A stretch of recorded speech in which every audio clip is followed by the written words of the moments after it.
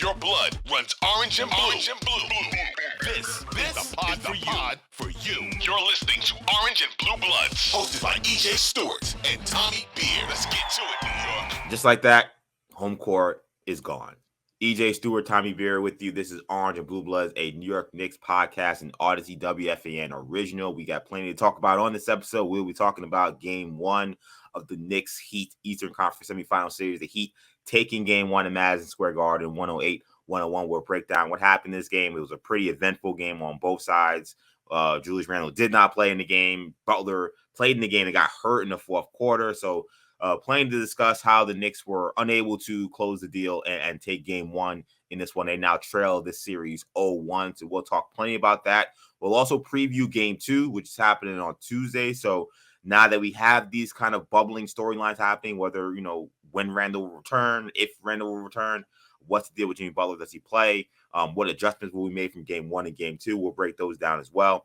And then we now have a full deck in terms of our Eastern and Western Conference semifinals. We have all the teams stacked up, the 8 final teams in the postseason. So we'll break down how the Eastern Conference bracket shakes out for the Knicks beyond this Heat series. Of course, we don't want to lose sight of the Heat after they just won Game 1, obviously. But we'll talk about that Celtics Sixers series and some of the storylines happening out of there with Joel Embiid still nursing a bad knee injury that he's trying to come back from. And we'll talk about the West because the West is now set. We saw a historic performance from Steph Curry, 50 points on Sunday. So plenty to get to on this episode of Orange and Blue Bloods. As I said, Tommy Beer joins me as always. Tommy, how you feeling? Feeling all right. Lost opportunity Sunday. I'm sure a lot of Knicks fans are frustrated, but, we expected a long series coming in. Felt like this was a game that, without Randle playing, that Miami probably felt they really wanted to win. If they were going to steal one at the Garden, this was probably it. Yeah. They got the job done. Now the Knicks are facing their first must-win of the postseason. If you're a good team and you want to make some noise and you want to make a run in April and May and June, you have to win must-win games. And the Knicks are playing their first must-win contest in a long time on Tuesday night. So let's discuss. We will discuss. And again, this is Orange and Blue Bloods, a New York Knicks podcast, Audacy WFAN original, a podcast you can get wherever you get your podcasts, including the free Audacy app. Make sure you get the auto download feature on your streaming service to get these episodes. Every time we drop 3 times a week. This is episode 1 of this week. So make sure you guys hit that auto download feature on your streaming service. Also, be sure to check us out on YouTube. You can catch us both on the WFAN and Audacy Sports channels. You can catch not only the full episodes of these podcast episodes, but also segments from each episode that we do. So make sure you catch us wherever you get your podcast. Make sure you catch us on YouTube, Audacy Sports, and WFAN channels there. So let's begin with Game 1. The Heat snatched home court from the Knicks, taking Game 1 at Madison Square Garden, 108-101. Knicks took the lead heading into halftime, but a sluggish third quarter would doom the Knicks. They were outscored 31-20 in the period and were unable to take control back of this game. The Knicks were able to cut the lead to about 3 points with about 5 minutes left.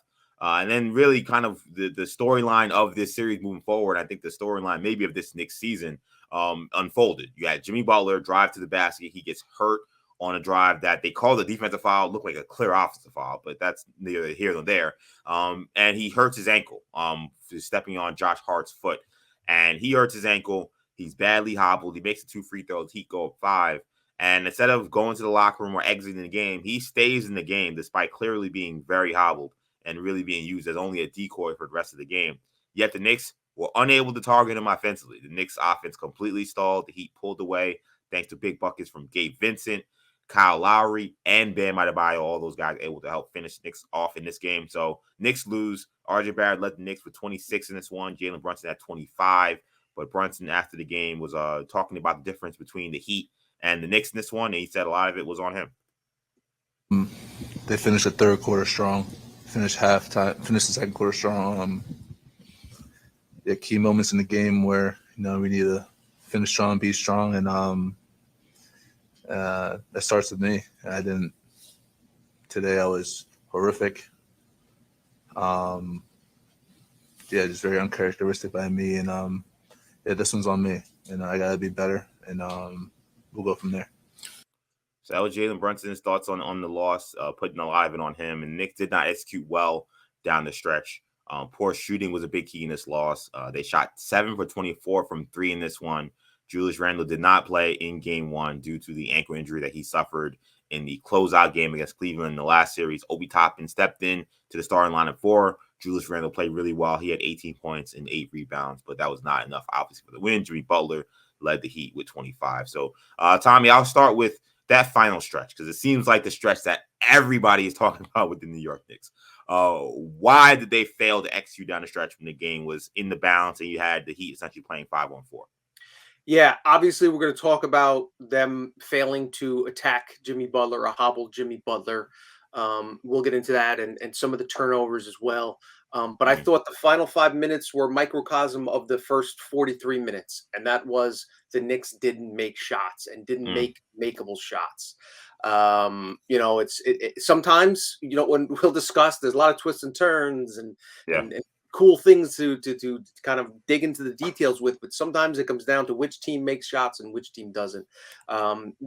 As you noted, the shooting just wasn't up to par in game 1. I dug through the numbers a little bit. Knicks hired Tom Thibodeau in 2020, as we know, after the 2019 season.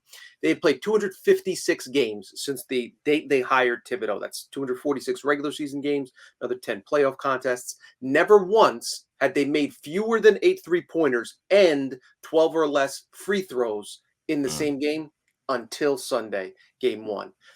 So that just gives you kind of an idea that this was truly an anomaly. And the crazy thing was, it wasn't as if the Heat were playing incredibly, smothering defense on the perimeter and flying all over. They were giving Knicks wide open looks. NBA tracking data, Knicks were 2 of 15 on open 3-pointers. That's when the closest defenders within 4 to 6 feet. Knicks were 4 of 16 on wide open 3-pointers. Again, these were shots that they're comfortable taking. These are shots that kind of the offense is designed to generate. And credit to Miami, they basically came into the game 1 and said, "Listen, we're going to pack down the paint. We're not going to let Brunson beat us with drives and floaters. We're not going to let Mitch Robinson, just destroy us on the interior. We're not going to let you guys fly in and get easy buckets." Can Obi knock down threes? Can Brunson knock down threes? Can RJ Barrett knock down threes? Can Josh Hart knock down threes? If you make them, you win. If not, we like our chances, and that's and it made sense coming in. Every team in the playoffs is shooting above 30%, at least above 30% from downtown. The Knicks are shooting 26%. So, following this disastrous game 1 from downtown. So there's a lot to talk about. We'll talk about it, but at the end, sometimes it's and Randall's impact is all factored in there. But given what the Knicks had to work with, defense played relatively well. They just didn't make shots, and we talked about it during Cleveland series. They missed a bunch of free throws, and we said at some point it's going to come back to bite them. Sunday it came back to bite them. Yeah. Look, sometimes basketball is very complicated.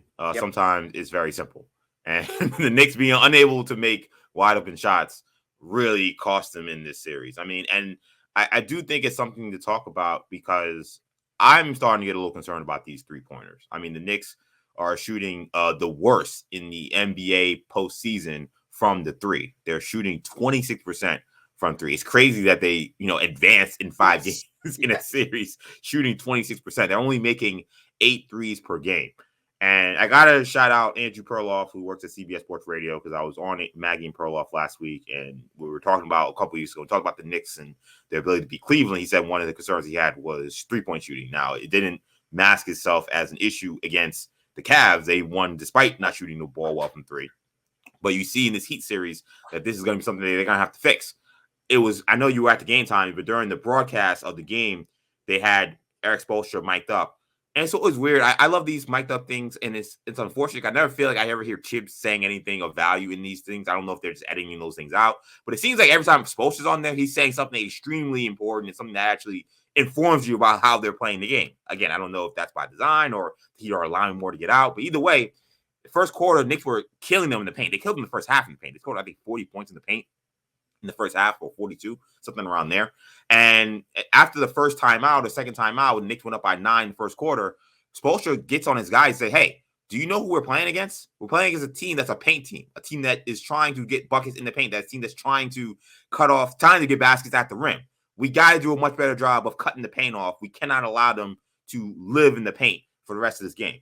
And I felt like since that timeout, you saw a different Heat defense where they were not allowing RJ Barrett to just get to his left hand. They weren't allowing Brunson to live in the paint without any arms or swarming defenses. That changed. And RJ Barrett said in the postgame, he said it was very clear that they started to stop allowing us to get into the paint. And that's where we got to do a better job of hitting open shots and spraying the ball out to open shooters. So the Heat really didn't execute their game plan at all to start the game, and Spoelstra was pretty PO'd about it.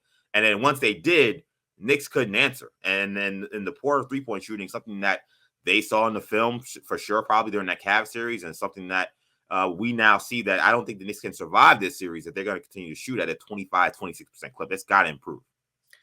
Yeah, so that brings us down to, can Emmanuel quickly snap out of a shooting slump? It's something that we talked about in the Cleveland series. Another thing that didn't come back to bite him necessarily.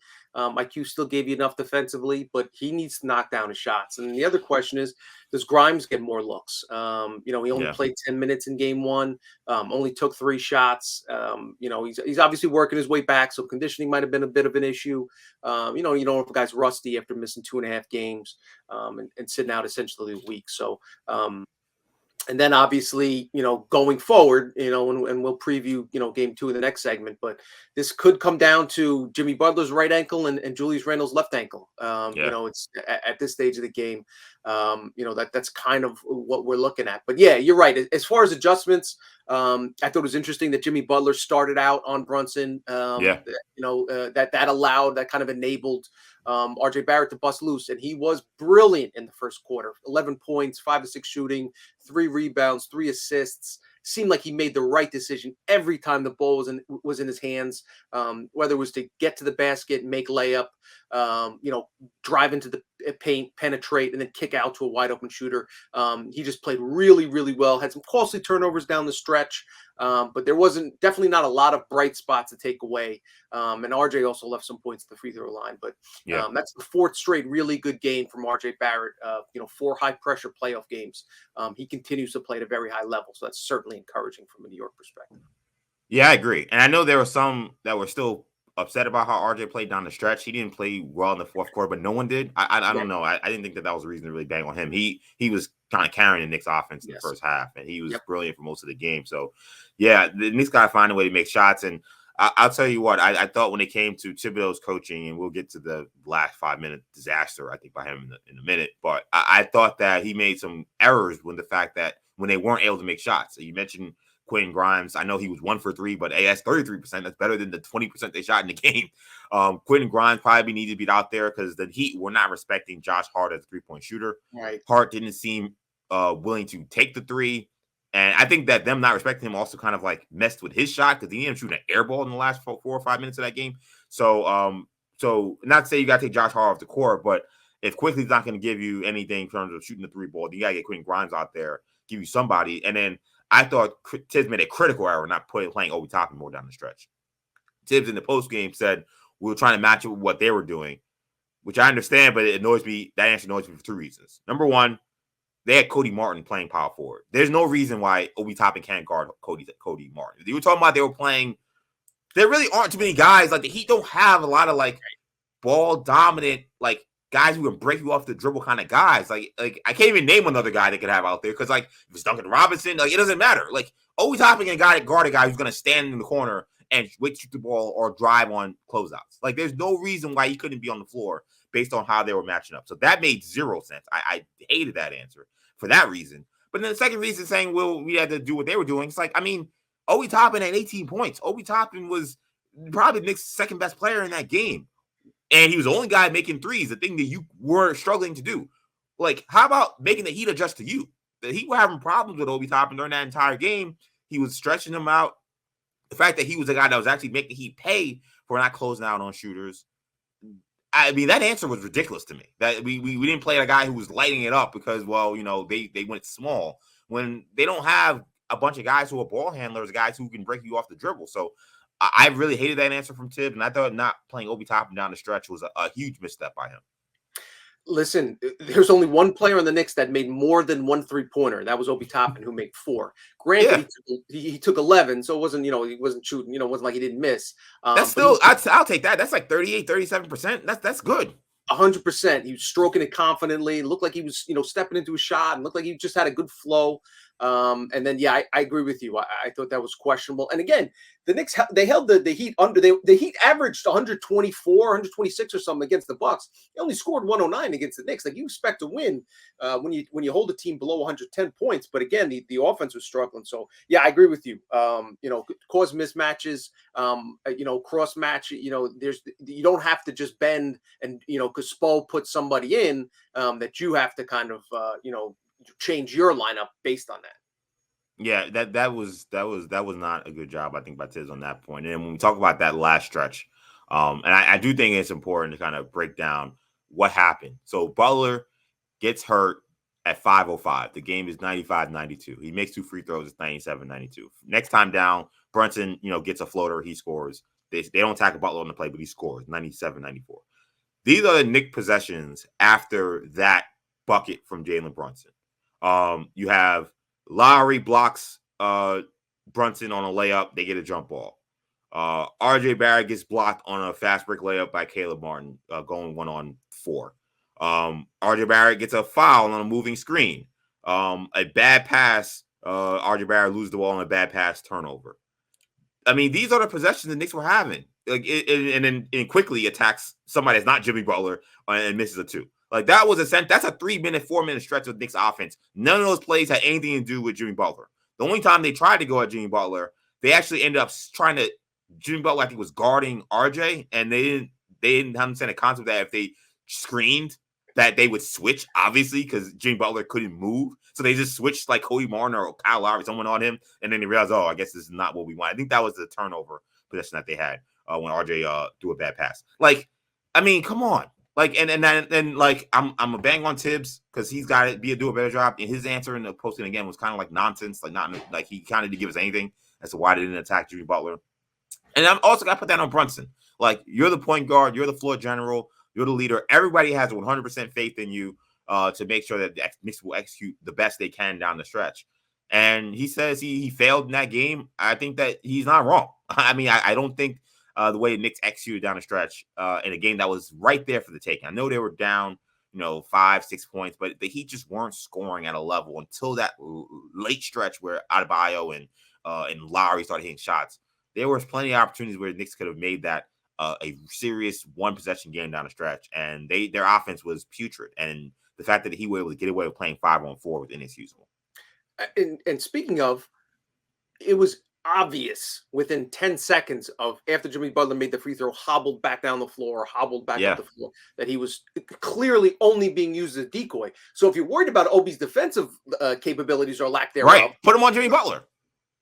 Yeah, exactly. All Butler was doing was standing in the corner and right. was being a decoy. So if you're worried about Obi defensively, you mentioned Lowry. I thought he was obviously a key to the game, something you didn't expect to going in.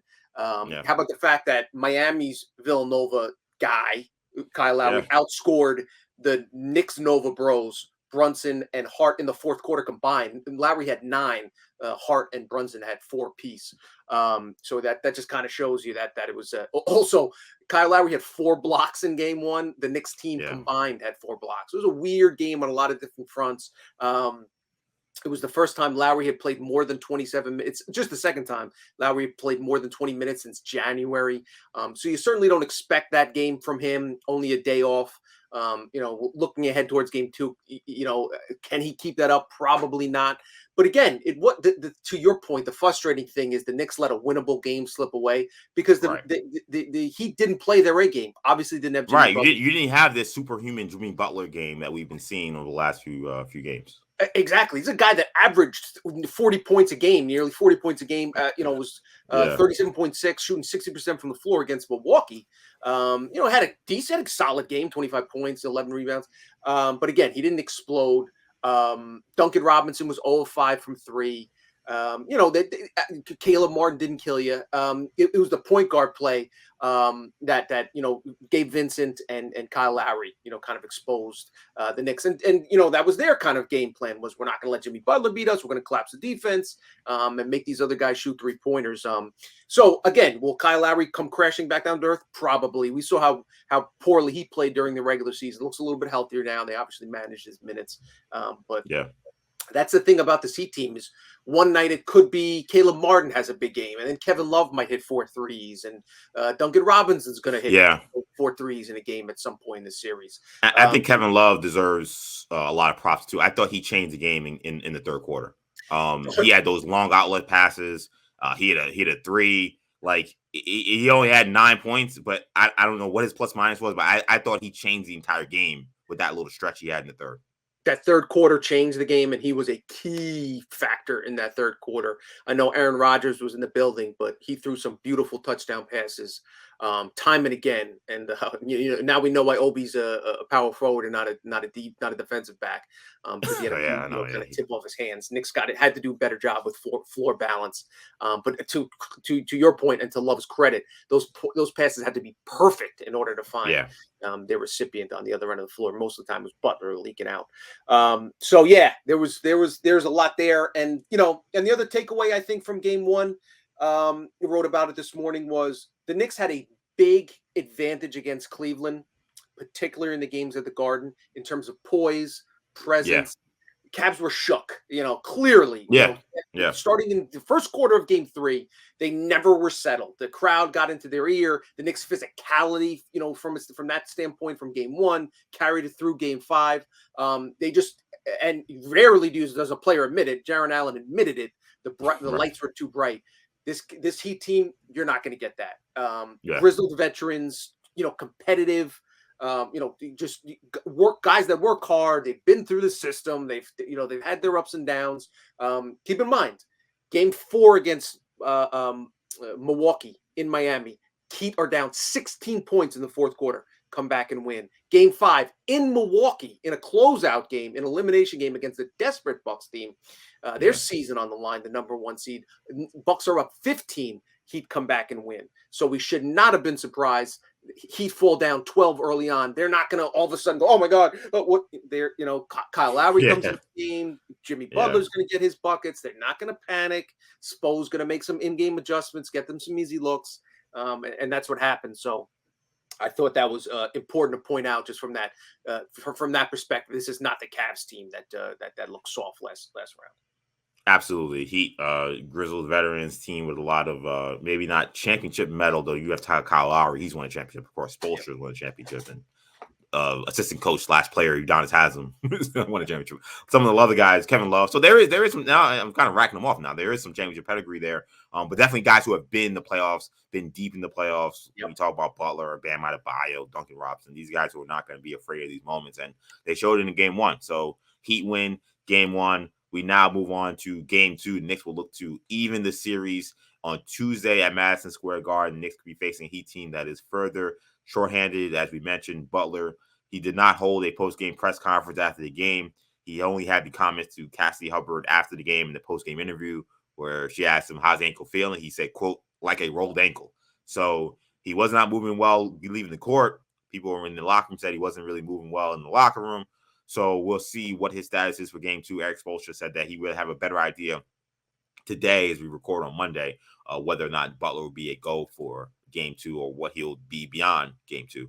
Meanwhile, all eyes now on Julius Randle. I think that there were parts in that game where it felt like Randle was missed, and he did work out in game 1, but did not suit up, obviously. He was said to not look that great in the warm-ups that he did do. So Randle got shots up, wasn't able to play. So as we hit to game 2, 7:30 on Tuesday, the two of the biggest stars in the series, 2 of the top 4 players in this series, both now have injured ankles, one trying to recover, the other just happening and now trying to see if he can play through it.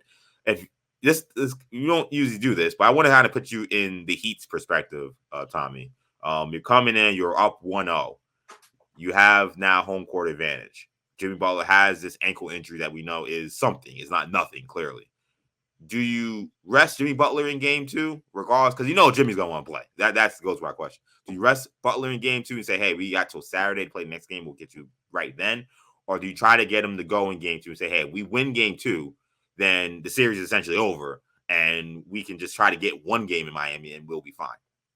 Yeah, I'm sitting Jimmy Butler, and that's what I expect them to do. Butler's going to want to play, but there were multiple reports that his ankle swelled up, size of a baseball, and we'll see. They'll pregame it. They'll probably list him as questionable, maybe doubtful, and bump him up to questionable.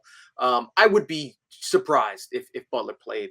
And again, like you said, they won game one. You want to come in and steal one of the first 2 games in the Garden. You got one in your pocket. There's a lot of things that factor into this. Only 1 day of rest between games 1 and 2, and then you have the 3 full days off between games 3 and 4. So I really think it behooves Miami to kind of think big picture here. Yes, you love the idea of putting a stranglehold on the series and winning 2 games in New York. But I like the idea better of having a healthy Jimmy Butler, because let's be honest, you're only going to go as far as Jimmy Butler takes you. And now, if you're the Heat and Spoelstra and Riley are looking at the rest of the Eastern Conference and saying, Embiid's not going to play Monday.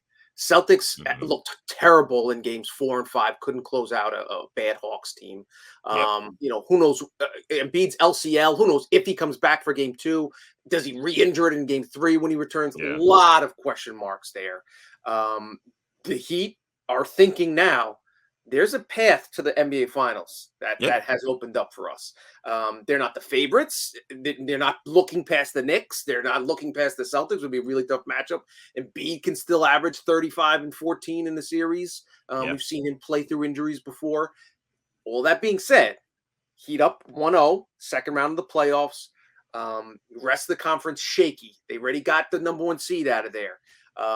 We've seen injuries kind of wreak havoc throughout these NBA playoffs, the Clippers and, suspensions and guys, big stars missing games. Randall not playing. Who knows if he comes back in game 2, if and when he comes back, is he healthy?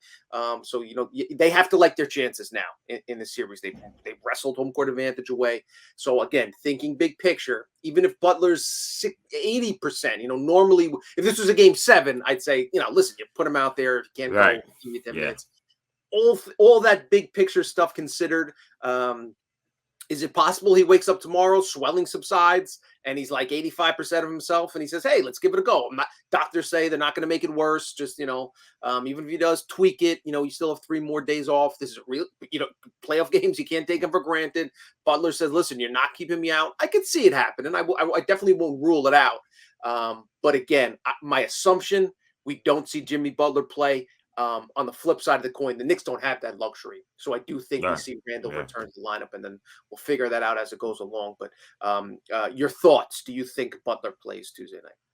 Yeah, and real quick before I answer that, Spoelstra today said that there actually, as we record on Monday, that there won't be an update today. All he was he said during that he's getting around the clock treatment, but that there probably won't be an update until before the game on Tuesday. So perhaps some gamesmanship. I tend to think also, though, even beyond the gamesmanship that's being played, that makes sense why you wouldn't have much of an update today. I think if Butler was in great shape, I think that he would have said something. I don't think Butler is doing well. That ankle injury didn't look good when it happened. He didn't look good trying to muscle it out there. I think that a less tough player would not have finished that game. I think that Butler showed the kind of heart he has by staying out there on the court, even just to be a decoy. So, yeah, I don't think there's a high chance that he plays. I'll agree with you because it's Jimmy Butler. I'm not going to put it on 0. But I think that it's probably, 85% chance he doesn't play. So, and I think that would make sense because you already got the game that you needed. And the Heat have shown that, look, as long as they can get game 1, they feel very comfortable going back home. I mean, that Bucks series, they won game 1. And then they lost by like 1,000,000 points in game 2, and it without Giannis playing in that game. And we, that game kind of made a lot of NBA fans and observers feel like, okay, well, even without Giannis, maybe the Bucks have kind of righted themselves, and this is a Bucks team that won a lot of games without Giannis during the season. And I think that game 2 was probably one of the reasons he didn't play game 3. They felt confident enough. Like, right, exactly. Let's give Giannis an extra day off. So that might also be in the Heat's thinking, like, oh, we can't take games for granted because you might need it. But again, I think, we're talking about game 2 and just assuming he'll be fine for game 3. If the ankle's bad, he might miss the weekend. Like there's no guarantee. There's no guarantee he's going to come back. It's very difficult to predict ankle injuries. And even when he comes back, does he? That's obviously going to be a major headline talking point for the rest of the season. Yeah, because I really do feel like, and look, I mean, injuries are injuries, and it happened to every team. I mean, I hope he's healthy. I mean, I want to see these teams play at 100%. So I'm wishing Jimmy Butler well. But like, if Jimmy Butler is what he was in the end of that game, he had no chance. I mean, that to me, I think is relatively clear. I don't know, maybe some people would think that they could win without him. I don't think so. I think he's carried them in this postseason. He was a big part of why they won. Or at least they had the lead in that fourth quarter before he got hurt, and then Lowry and Bam, Gabe Vincent kind of took him to the finish line. I don't think they can have the luxury of saying, oh, well, we could survive, the rest of the series without him or him playing, 50%. They're going to need him close to 100%. So this is a huge storyline. I agree. I don't think he plays. You got to rest him. There's such a long layoff now that we're in the semifinals with these big, almost 4 days before the next game. I don't see any reason to play him. So I think he sits. In terms of Knicks adjustments, though, because the Knicks are going to have to play better regardless of whether or not Jimmy Butler is out there or not. Randall will obviously be an important one. But I think one of the things that I think kind of got lost in the shuffle of that game that they lost on Sunday was the Knicks stopped running. I thought the Knicks really got it going, especially in the first quarter by getting out in transition. And it's kind of like what we saw in the second half of the Cleveland series in game 5. It kind of carried over into game 1. Obi Toppin's running the break, Archie Barrett's running the break. And it's almost like, again, if you're prepared to play against the Knicks against Julius Randle, then Obi Toppin's out there running the floor, and all of a sudden they're running and gunning. It's like this is an entirely different team than the team he prepared for. I think the Heat kind of were not shook, as you said, and I agree. But they kind of were like, oh, this is kind of maybe not what we were expecting. So I think the Knicks got to get back to that, regardless of Randle plays or not. Like, they got to get some points in transition. This is a very good defensive team, and as we saw, if they want to turn off the paint, they can turn off the paint. They're so good in their principles. They have so many good individual defenders.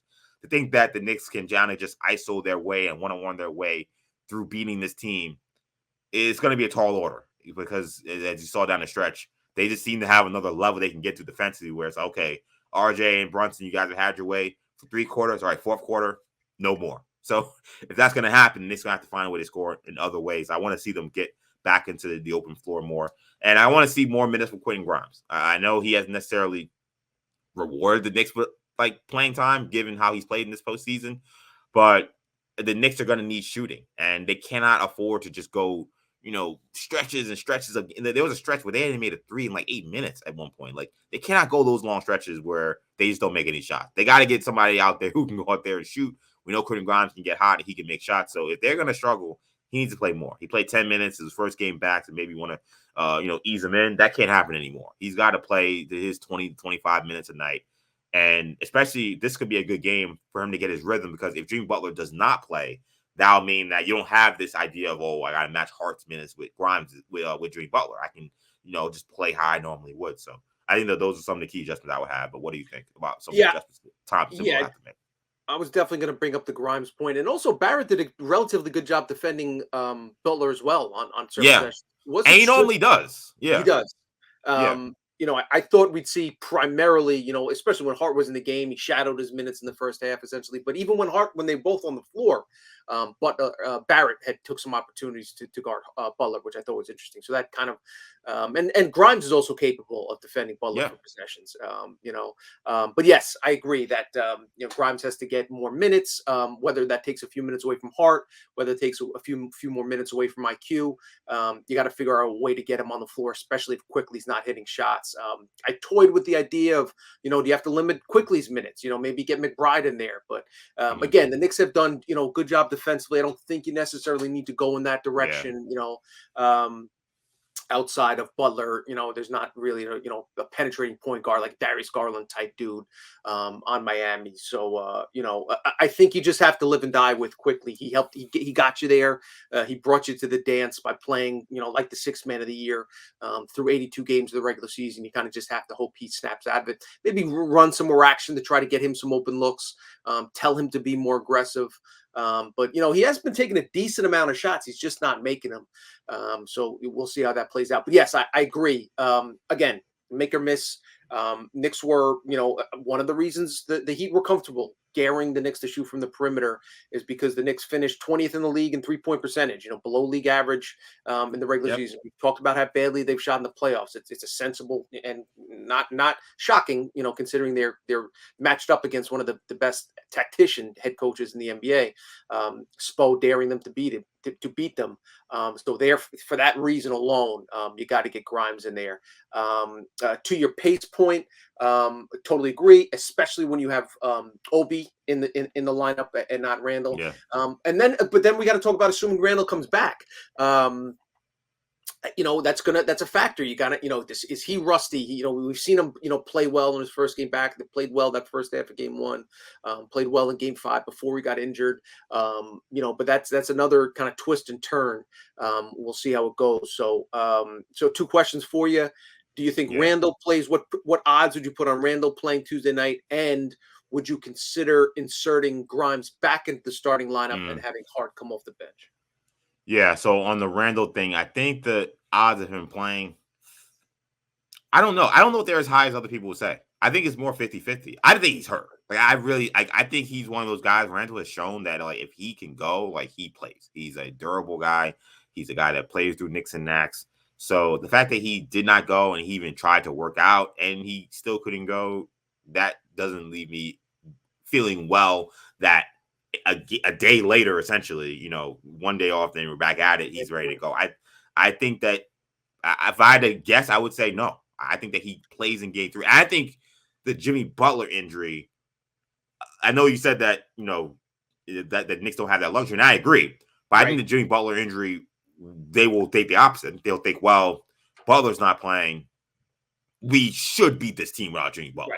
Right. So if Randall can get a full week now to get that ankle ready for some big games in Miami, and we're tied 1-1. So you think if the Knicks won game 1, he definitely wouldn't play in game 2? Is kind of absolutely not. I don't think there's no way he plays game 2. They would have won. I think that the loss makes it more interesting, and I think it makes it more dire. If Jimmy Butler was 100%, I think that he played.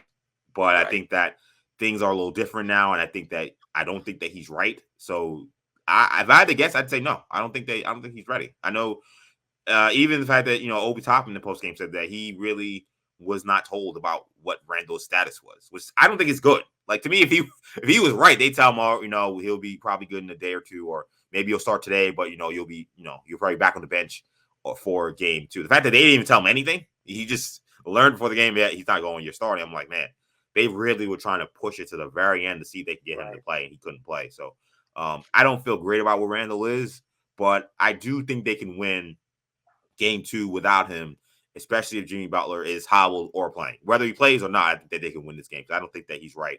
And I really think what I saw in the first series is going to kind of like inform how the Heat would approach it. Like, they're an older team.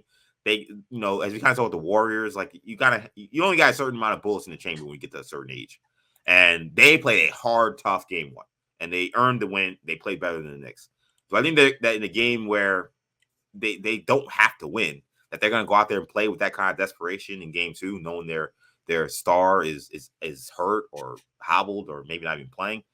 That would surprise me. I mean, they're the Heat, so we know they got great culture and all that stuff, but I think that the Knicks should be fine. So it's Tuesday will be very interesting. There's a lot of variables that we just won't know until game time, really. Yeah, I would say, and I hear a lot of people saying, not just Knicks fans, but kind of national media, this feels like a game 2 blowout, like a 20-point Knicks win. Yeah. We saw the Bucks win. Heat probably without Jimmy Butler, the desperate team. They played well all postseason. They played well all year. It's very uncommon for a home team, higher seeded team, to lose the first 2 games of a series. And while all that's true, game 2 makes me nervous. even if Butler's not missing, the Heat would be 100% playing with house money. This is, they literally, just nobody would expect them. Knicks would probably be double-digit favorites in the game, or somewhere around there. And my concern would be the Knicks would be tight in that spot, knowing that this is the first time this group has played a must-win game. Again, they didn't play a game 6 against Cleveland. They didn't play a game 7 against Cleveland. They never trailed in the series. They basically never trailed the entire series, even in any games. After except for game 2. Didn't have any must-win end of regular season games, to qualify for the postseason, anything like that. Where the Heat have been playing essentially must-win games for a month now, and they've lost a lot of. They lost a lot of them too. So they know what it's like to lose. They know what it's like to win. Like, they've been through it all. So that game 2 worries me. That being said, obviously the Knicks should win. But one thing I will point out. Knicks have never, in their franchise history, have never won a series in which they've lost game 1 at home. They're 0-7 all time. Take that for what it's worth. Make no mistake about it. Randall or no Randall, Knicks need to show up, play hard, play desperate, and obviously win on Tuesday. Yeah, 2013 Knicks team lost that game 1 to the Pacers at home at Madison Square Garden. And that led to them losing that series, a series that a lot of people think should have won. So, here we are again. This is not good for the home team to lose game 1. Usually it's a very bad omen, but all it means is you could be a team that makes history. So that's the way the Knicks got to approach it. And with the Butler injury, I think this makes this series kind of still very kind of undetermined of how this will go moving forward. So that's 7:30 Tuesday. Be there, be square. Let's get to just the kind of overall kind of look at the playoff picture and how it relates to the Knicks, because the final 8 teams are now set in the Eastern Conference and the Western Conference semifinals. They're officially now fully underway. Monday night, we got Celtics, Sixers in game 1. So the other Eastern Conference series gets underway. Sixers center Joel Embiid listed as he was listed as doubtful prior to game 1 due to a sprained LCL. The Celtics, they clinched their playoff spot in the second round after beating the Hawks Friday night in game 6. Meanwhile, in the West, the Nuggets and Suns face off in game 2 on Monday as well. Denver took game 1, big game from Jamal Murray. Lakers and Warriors is the other matchup in the Western Conference. Lakers demolished the Grizzlies on Friday in game 6, sent them home with a 40-point blowout. I was dead wrong about that series.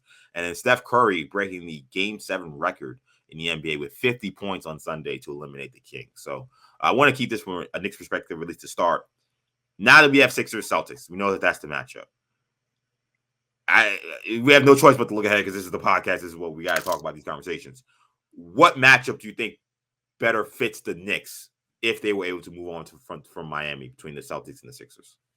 I think if you're a Knicks fan, you want a Philadelphia, just because of the Embiid injury. I think that, again, even if he returns, it seems unlikely he'll be anything close to 100% for the next month or so. Can the Sixers still beat the Knicks, with Embiid hobbled? Certainly. They have plenty of athletes, plenty of scorers. But yeah, I prefer to go up against, a Harden Doc Rivers combo than Jaylen Brown and Jason Tatum. Knicks have, it's trouble defending wings.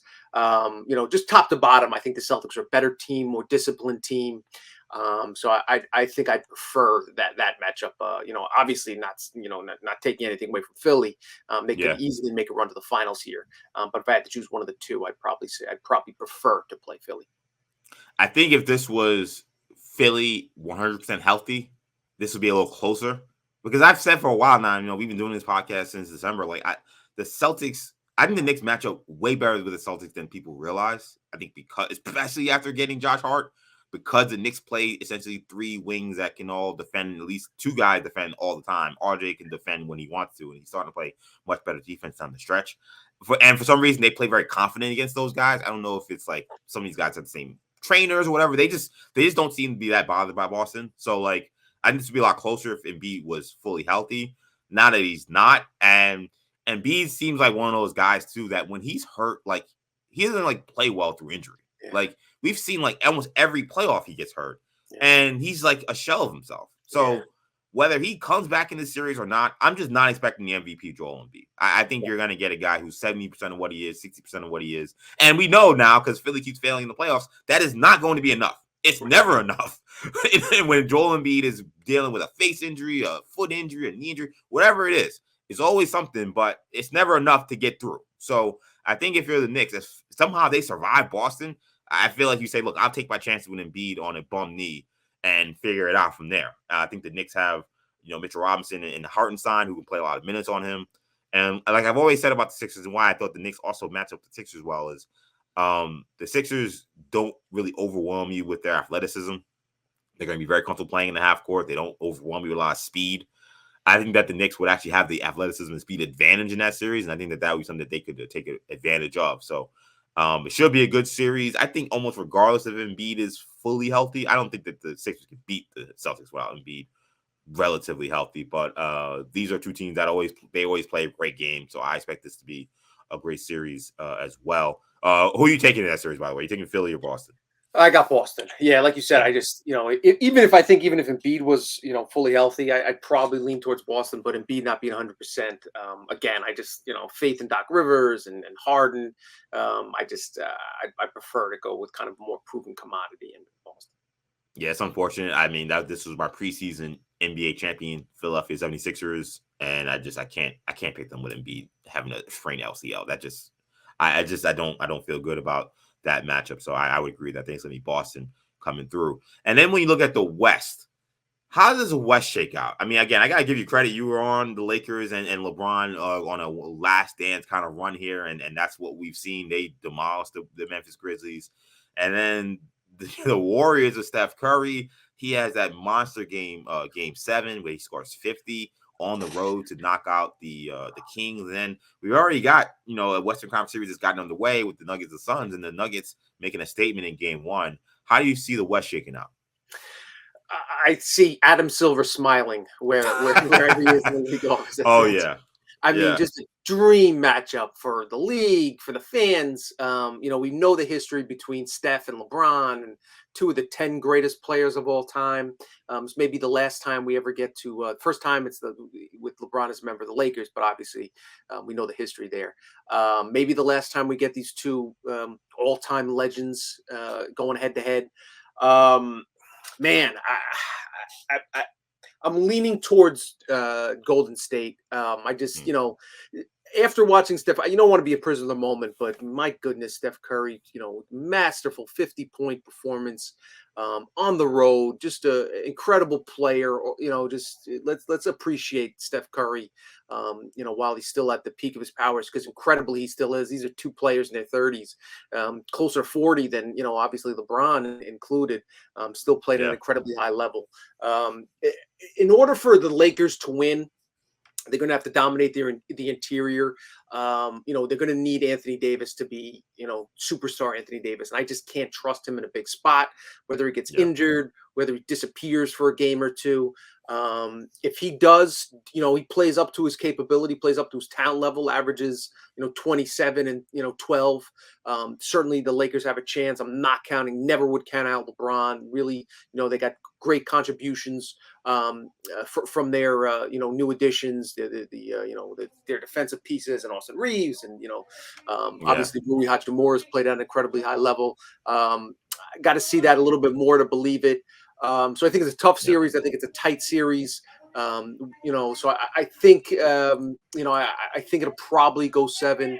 And Warriors having home court, I think, matters. In a game 7, even though we saw them lost game 6, it looked like that could be the final game of the Warriors dynasty. So it's enjoyable. I'm looking forward to it. I think it'll be nip and tuck. But I'm going to go with, just Looney's playing at a really high level. Klay Thompson played poorly. They still won game 7. You assume he'll bounce back and play well in the Lakers series. And then, the X factor being Steph. I think they could incredibly be making another run here. I'd say, I mean, this is, first of all, as a Steph Curry fan, as I posted on Twitter, it's like, it's bad enough. I'm all invested in this Knicks series. And then I was not rooting for a Steph match because I can't even deal with that again. It's like I don't know. Maybe LeBron fans, I feel like they could do this all day to like Captain America in the Marvel series. Like they have no problem with the debates and all the arguments and all the trash talk. Like I don't know, man. Like I'm done. I'm too old for this. Like I can't do another Steph versus LeBron series, a Steph versus LeBron debate. Like I'm looking forward to it as a basketball fan, not looking forward to it so much as a Steph fan. Though I will say that was quite a showing he did, and he showed why. He's second best point guard of all time, and I don't think that he's that far from number one with the way he's playing right now. Just incredible performance from Steph Curry. I agree. I think I lean Warriors. And I think the Looney Davis thing is kind of where I'm looking at. I think Davis is the X factor, and I think what I saw Looney do to Sabonis, it makes me feel like Davis is better than Sabonis, but Davis ain't tougher than Sabonis. So I think that Looney and Draymond, that combination, they'll be ready for that challenge. I think it's a great series. I think it can go 6 or 7. And I'll tell you what, I know on this show I had the Suns winning the championship, but I tweeted a couple of weeks ago because I saw what was happening in the first game of that Minnesota series that Denver had. If the Nuggets are getting Jamal Murray, Bubble Murray, they're going to win the West. I think that is a trump card that I don't think I really was anticipating because he played a whole season. He played really well, but he didn't look like that guy yet. He was kind of coming back. I mean, he looks so locked in, so focused, and he looks like a guy that has now translated that game to these playoff atmospheres, this playoff pressure with full crowds, full, everything involved. And this is the guy they're going to get. You can't beat that team if they got that kind of point guard play, and then Jokic getting you 24 and 19. So I think the Suns are in trouble. They had 2 really good games from Durant and Booker, and they got blown out. Like they don't have any depth. I think this is a series of Chris Paul is going to have to be more aggressive. They can't just say Durant, Booker, you just score your combined 60 and we'll win like they did against the Clippers. They need a lot more from Chris Paul if they're going to win this series. I'm with you, EJ. I had the Suns going too. I don't know if I can pick them to beat this Nuggets team right now. Who's the Suns' fifth best player? Outside the big four. Kogi started. Shamet, maybe. Torrey Craig, Andrew. Torrey Craig, maybe. Yeah. I don't know. So that whereas I thought somebody had a good point. I saw on Twitter that the last time Nuggets were eliminated, Will Barton was second on the team in minutes played behind Jokic, and he was, and that's a guy that couldn't get minutes for a terrible Wizards team the second half of the season. To me, the Murray being that guy, and he has been that guy, averaging 28, 6 and 5, shooting lights out, 6 of 10 from 3. You have Gordon to come after them defensively. Porter Jr. is going to have a good game. KCP. I love Bruce Brown off the bench. Jeff Green's a solid veteran. The depth that they have, and again, just to get here, the Suns haven't been extended, but they've had to play KD and Booker 40+ minutes a night. So if this series goes 5, 6, 7 games, how will they respond in that thin air up in Denver in a game 5, in Denver in a game 7? So I think I'm leaning towards the Nuggets making a run to the finals here. I think one of the things that is concerning as well, as you mentioned, those minutes ratcheting it up. As you said, the series is going to get deep. And I think when you saw the series, they were playing big minutes against the Clippers. Yes. And those games, I felt like the Clippers kind of just let them off the hook. Not because they weren't trying their hardest. It's just they didn't have the firepower to match those guys in the fourth quarter. Every game came down essentially to the fourth quarter. And the Suns just had Booker or had Durant. One of those guys, most times Booker, where it would just take over. Like, they don't have that luxury anymore, where it's like it doesn't almost matter how bad we play in the fourth quarter, we'll be able to beat these guys. So I don't think we learned a lot about the Suns in that first round. Like I really wanted to see them play a full Clippers team. I think we would have learned more, and they would have learned more about themselves. Like KD was saying, "Hey man, I don't know how you guys are surprised. This is a good ass team." I'm like, I mean, yeah, but like, if you're not surprised at how badly you guys got beat, like that kind of scares me a little bit. Right? Like, are you guys that like unsure of how things are going? Like, I don't know. Like I thought you guys were going to win this series. Again, I had you guys win the championship. I mean, you're not surprised you got beat by 18 in game 1. Like, I don't know. I was a little alarmed by that comment. So this doesn't look good. I mean, you always overreact after one game, but I'm very concerned about the Suns because they can't coast to 3 quarters and say, okay, fourth quarter, we're going to just turn it on. This is a team that's going to run them out the gym if that's the case. So should be fun Western Conference playoffs. Should be a fun Eastern Conference playoffs. And one thing I will say before we get out of here is, as I kind of looked at the bracket is now set with the final 8 teams, it is kind of awesome. And I don't want to sound like Woody Johnson here, the Jets owner, who was saying it was so great that Odell Beckham, wanted to be a Jet or thought about being a Jet. But like, it is kind of crazy to be like, wow, look at the Knicks and like, look at where they are. And look at the other organizations that are in this final 8, like the Warriors, the Suns, the Nuggets, the Sixers, the Celtics, the Heat.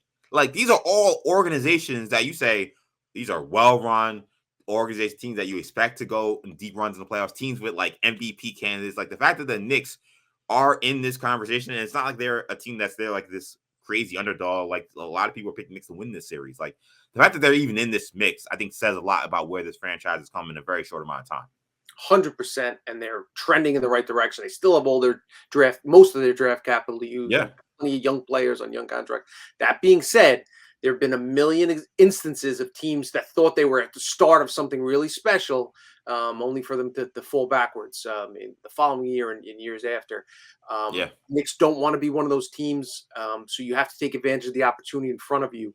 This is a winnable series against a potentially injured, hobbled opponent that the Knicks have to take advantage of. That starts Tuesday night, and then you put yourself in the Final Four. And as we know from NCAAs and NBA postseasons, anything can happen once you get there. Possible. Yeah. But you got to get there first, and that starts by winning Tuesday night. Yep, Tuesday's big again, 7:30 at Madison Square Garden. That's gonna do it though for this edition of Orange and Blue Blood. Thank you guys so much for checking us out. Tommy, let people know where they can find you. At Tommy Beer on Twitter. You can find me, EJ_Stewart on Twitter, Action EJ on Instagram and TikTok. Thank you guys again for checking us out. This is On Your Blue Bloods, a New York Knicks podcast, WFAN original. Of course, you can catch these episodes wherever you get your podcasts, including the free Audacy app. Make sure you get the auto download feature on your streaming service so you get these episodes every time we drop. We drop 3 times a week. We'll be back Wednesday with a new episode. We'll have a Heat guest most likely with us, so that should be really fun. So make sure you check out that episode on Wednesday. Again, make sure you hit the auto download feature and check us out on YouTube. Check us out on the WFAN channel and the Audacy Sports channel as well. Leave us a comment in the comment section as well. I love reading those. So, thank you guys again for checking us out. That'll do it for now. For Tommy, I'm EJ. Take it easy, guys. Peace. Thanks for watching. If you enjoyed this video, please don't forget to give it a thumbs up and subscribe to our channel for more content like this. If you want to see more of our videos, be sure to check out our playlist and let us know what you think in the comments below. Also, don't forget to follow us on social media to stay up to date on our latest podcast ventures. Links will be in the descriptions. And as always, thanks for watching, and we will see you in our next video.